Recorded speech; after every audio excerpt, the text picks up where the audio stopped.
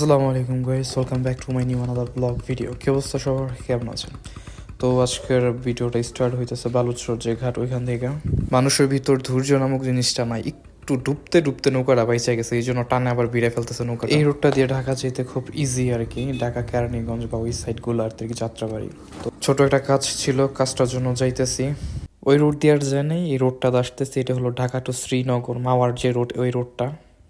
আপনার যদি মন ভালো না থাকে, ঠিক আছে, মন যদি খারাপ থাকে, চোখের সামনে এরকম ভিউ দেখলে আপনার মনটা অটোমেটিকলি ভালো হয়ে যায়। ঠিক আছে, জাস্ট সি দিস ভিউ ভাই। तेरी बाहों तलक ही है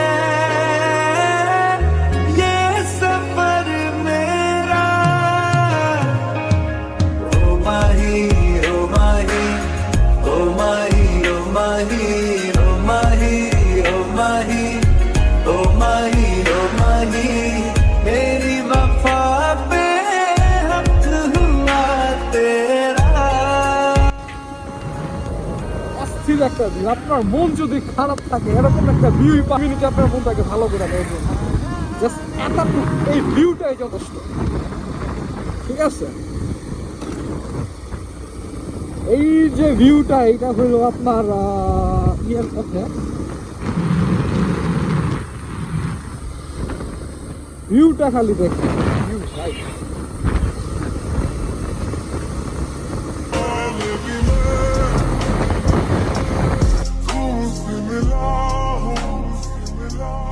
पहली दफा ही मिलते लगा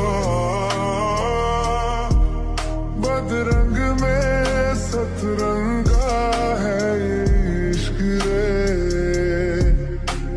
তো মোরাল অফ দি স্টোরি যেটা, যে আপনি এই জায়গার ভিতর মানে গ্রাম অঞ্চলে যে রোডগুলো, এখানের ভিতরে আপনি বাইক চালায় যে একটা মজা পাইবেন, এটা আপনি সিটির ভিতর কখনোই পাইবেন না।